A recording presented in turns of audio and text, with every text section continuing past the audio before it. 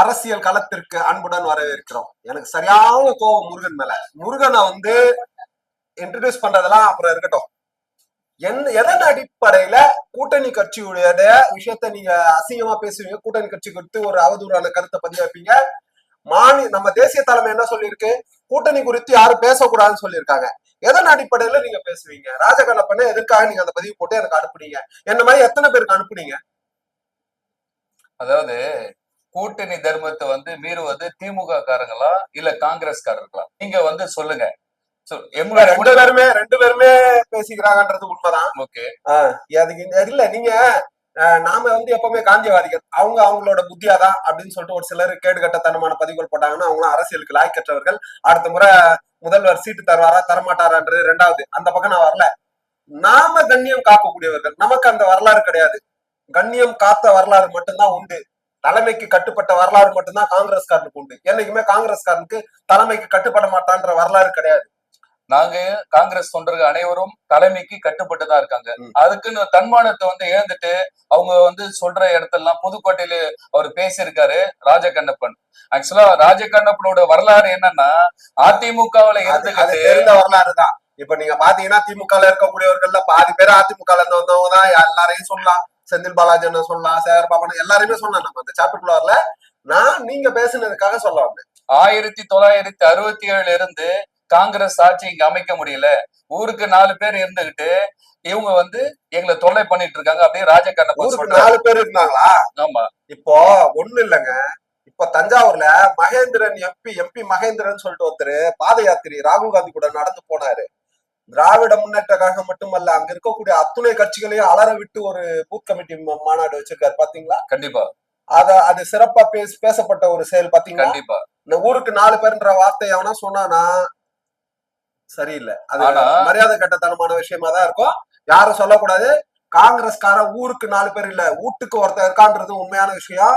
நீங்க நினைக்கிற மாதிரி எல்லாம் கிடையாது முருகன். நீங்க இல்ல, அவங்க நினைக்கிற மாதிரி எல்லாம் கிடையாது. காங்கிரஸ்காரர்கள் ஒவ்வொரு வீட்லயும் வாக்காளர்கள் இருக்காங்க. ரோட்டுக்கு போராடக்கூடியவர்கள் இல்லை என்பதை என்னால ஏத்துக்க முடியுது, ஒத்துக்கிறேன், ஆத்மார்த்தமா ஏத்துக்கிறேன். ஆனா வீட்டுக்கு ஒருவர் காங்கிரஸ் கட்சிக்கு வாக்களிக்கக்கூடியவர்கள் இருக்காங்க. இதை நம்ம மறுக்க முடியாது. ஆனா அவங்களுக்கு புரிஞ்சு நல்லா தாண்டி அரசியல் பண்ணி அவங்களுக்கு பழக்கப்பட்டுச்சு. அதுக்காக என்ன பண்றது? கண்டிப்பா. என்னன்னா காங்கிரஸ் இல்லாம இன்னைக்கு திமுகவுல ஆட்சி அமைக்க முடியாது. ஏன்னா நீங்க கடந்த முறை சட்டமன்றத்துல பாருங்க, துரைமுருகன் அவர்களே 900 சில்லற ஓட்டுலதான் வின் பண்ணிருக்காரு.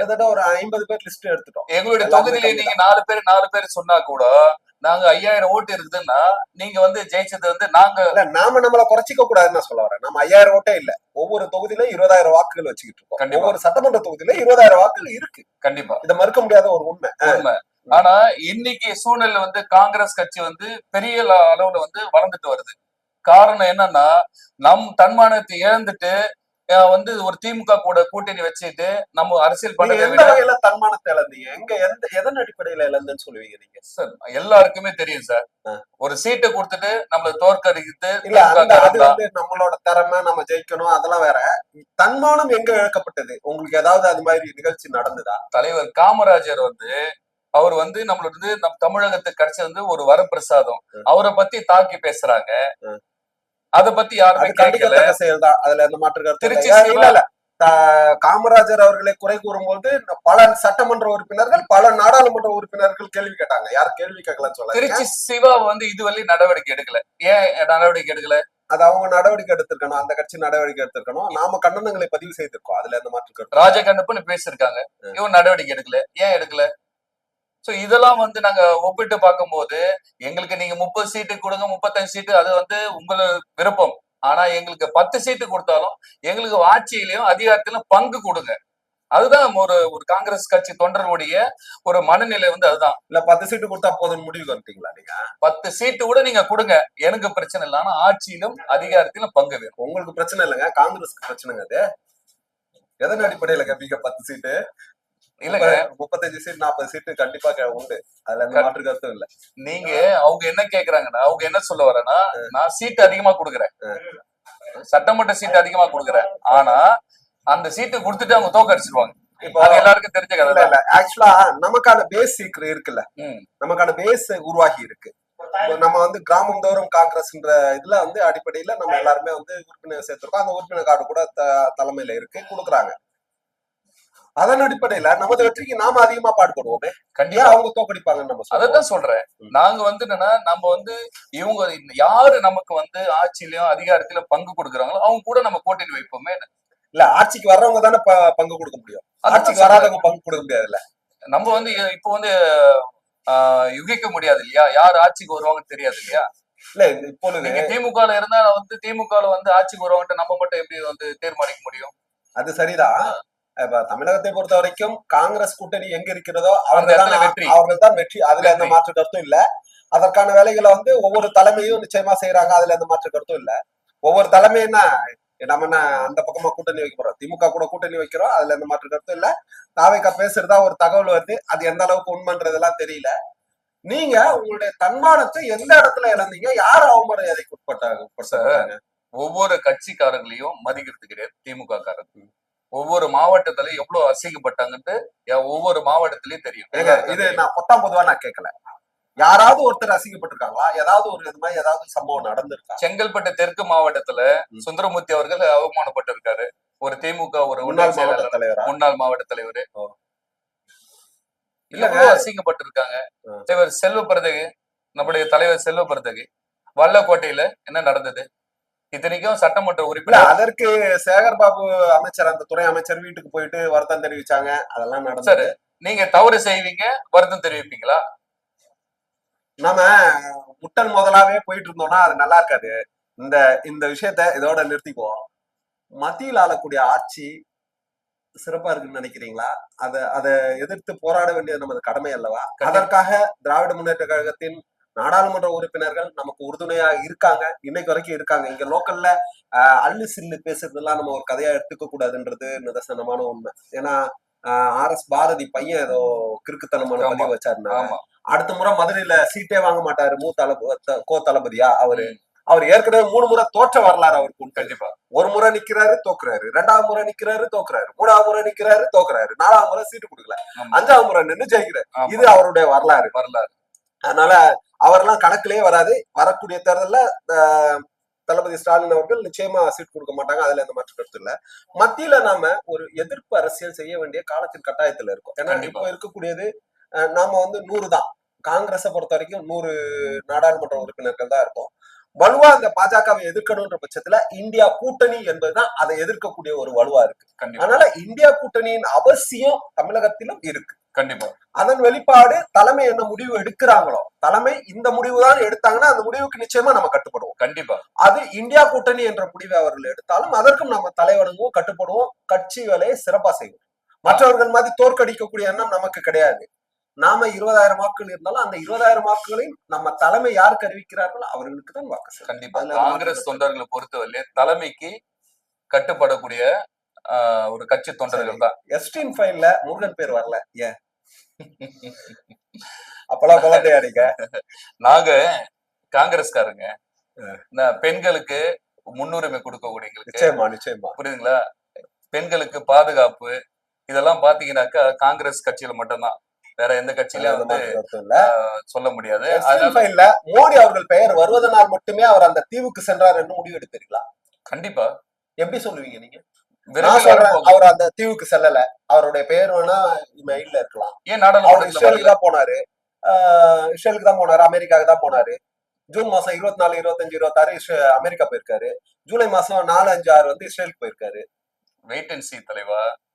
30 லட்சம் போட்டோ தான் இன்னொரு 30 லட்சம் நிறைய இருக்கு இல்லையா? ஒட்டுமொத்தமா எல்லாம் சரி. அமெரிக்கா வந்து கால்ல போட்டு நசுக்கணும்னு நினைக்குதா இந்தியாவை?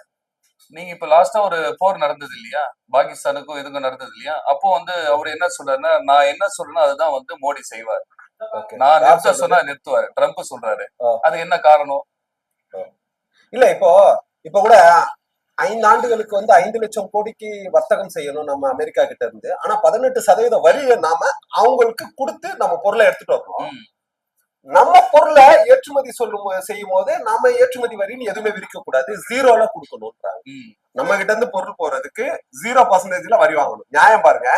நான் உங்களுக்கு 1 ரூபாய் கூட கொடுக்காம உங்ககிட்ட இருந்து பொருள் எல்லாம் வாங்கிப்பேன் வரி கொடுக்காம. ஆனா நீங்க மட்டும் எனக்கு 18% வரி கிட்ட பொருள் வாங்கும். கண்டிப்பா இதுதான் சமூக நீதியா? இல்ல, இதுதான் எப்ஸ்டீன் ஃபைல்.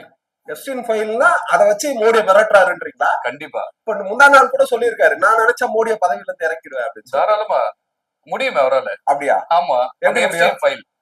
ஏங்க சும்மா ஏதோ இருக்குன்னு வித்த காட்டுற மாதிரி Wait வித்த காட்டுறீங்களா உண்மையை சொல்றீங்களா? அதாவது வந்து எப்போ பிரதமர் மோடி அவர்கள் நாடாளுமன்றத்தை உள்ள வராரோ அன்னைக்கு எப்ஸ்டீன் ஃபைல் வந்து ஓபன் செய்யப்படும். நீங்க ட்ரம்போட பிரதிநிதி மாதிரி பேசுறீங்க. ட்ரம்ப் சொன்னதை நீங்க அப்படியே ட்ரம்பே தான் அந்த ஃபைல்ல வராரு. ட்ரம்ப் வராருங்க. ட்ரம்ப்புக்கு அதெல்லாம் ஒரு விஷயம் இல்ல. ஏன்னா இல்ல எனக்கு இப்பதான் சாப்டரே வருது. ட்ரம்ப பொறுத்த வரைக்கும் ஒரு பொண்ணு கூட தொடர்புல இருந்தாருன்னா அதிர்ச்சி ஆயிடுவாங்க. ஏன் அதிர்ச்சி ஆவாங்கன்னு சொல்லுங்க. அவர் 7-8 பொண்ணுங்க கூட தான் தொடர்புல இருப்பாரு. ஏன்னா பேசுறது அதான், பெண்கள் அழகாக இருக்கிறார்கள், அவர்களை எனக்கு ரொம்ப பிடிக்கும், இவர்னாலதான் நான் அவரை நிதியமைச்சர் ஆகணும்னு கூட சொல்லுவாரு. கண்டிப்பா அந்த கேரக்டர். கண்டிப்பா கண்டிப்பா. அது ஓகே, அது அவங்க நாகரிகத்துக்கு பொருட்படுத்த மாட்டாங்க. ஆனா அப்போ இந்தியா பொறுத்தவரை இந்தியால வந்து அதெல்லாம் அநாகரிக செயலாதான் பாக்குறோம். ஏன்னா கட்டுப்பாடோட மோடியை விரைவில் ட்ரம்ப் பதவியில இருந்து நீக்குவார்னு சொல்றீங்களா? தலைவர் ராகுல் காந்தி நீக்குவார். ராகுல் காந்தி கிட்ட எப்ஸ்டீன் ஃபைல் எப்படிங்க போவோம்? அது வந்து ட்ரம்ப் கிட்ட தான் இருக்கு. இப்ப யாரு சரி, இந்தியால அதானியும் அம்பானியும் வந்து மோடிக்கு ஓனர்ஸ். ஆமா, மீடியேட்டர்ஸ். ஓனர்ஸ் இல்லையாப்பா? மீடியேட்டர்ஸ். நீங்க எப்படி ஓனர் இல்ல? ஓனரும் ஓனரும் இருக்காங்க. சரி, அம்பானி வந்து தீவுக்கு போனதா சொல்றாங்களே அனில் அம்பானி. கண்டிப்பா. சரி, அப்போ அனில் அம்பானி வந்து ட்ரம்ப் கூட கூட்டணி வச்சு மோடியை பதவி விட்டு இறக்க போறாங்களா? அந்த இடத்துல வேற யாராவது பதவியில் வைக்க போறாங்களா? ஏன்னா 75 வயசு முடிஞ்சிச்சு, முதியவர் இவரு. அது கண்டிப்பா வந்து RSS பொறுத்தவரையிலும் அவங்க வந்து 70 வயசு வரையும் தான் இருக்கணும் அப்படின்னு சொல்லிட்டு அவங்களோட 70 வரையும் இருக்கணும்ட்டு. பட் அவரு காலம் முடிஞ்சு போச்சு. ஆனா இப்போ வந்து அந்த எப்ஸ்டீன் ஃபைல்ல பொறுத்தவரையிலும் அவருடைய இந்த பிஜேபிக்கு ஃபுல்லா முடிவு கட்டியாச்சு. தமிழக மக்களும் இந்திய மக்களும் விரைவில் அதை எதிர்பார்த்துன்னு இருக்காங்க. அந்த ஃபைல் ஓபன் ஆக போது எப்போ நாடாளுமன்றத்துல உள்ள வராரோ அன்னைக்கு வந்து பாஜகவோட முற்றுப்புள்ளி வைக்கப்படும். பாஜகவின் ஆட்சிக்கே முற்றுப்புள்ளி. கண்டிப்பா. இதோட காங்கிரஸ் மட்டும்தான் இந்தியா ஆளும். கண்டிப்பா. அப்ப ஜனநாயகம் கிடையாது. ஜனநாயகத்தோடு தான் தலைவர். அப்போ தேர்தல்லாம் உண்டு. தேர்தல் மறுபடியும் தோற்கடிக்கப்படுவார்கள். அப்ப அதான் பாதிக்கப்படும். அவ்வளவுதான். சரி, நம்ம காங்கிரஸ் கட்சி பொறுத்து ஜனநாயகத்தோடு தான் ஜனநாயக பயணம் தான். ஆமா, கண்டிப்பா. ரொம்ப தெளிவாக கொடுத்தீங்க. இருந்தாலும் உங்களை நான் வன்மையா கண்டிக்கிறேன். கூட்டணியை குறித்து இனி பொது தளத்துல நீங்க தயவு செய்து பேசக்கூடாது. அவங்க காங்கிரஸ் கட்சிக்காரர் எந்த கூட்டணி தர்மத்தை மீறுறாங்களோ கண்டிப்பாக என்னை போல காங்கிரஸ் கட்சி தொண்டர்கள் கண்டிப்பா குரல் கொடுப்பாங்க, எதிர்த்து செயல்படுவாங்க. ஆனால் காங்கிரஸ் தலைமைக்கு தொண்டர்கள் அடிபணிவும். ரொம்ப சந்தோஷம். கட்டுப்படுவோம். உங்களுடைய இந்த கருத்து தெளிவா இருந்தது. உண்மையான காங்கிரஸ் தொண்டர்கள் எது போன்று இருப்பார்களோ என் போன்று இருப்பார்கள் என்று கூறியிருக்கிறீர்கள். வாழ்த்துக்கள். மென்மேலும் வளர வாழ்த்துக்கள். தேங்க்யூ.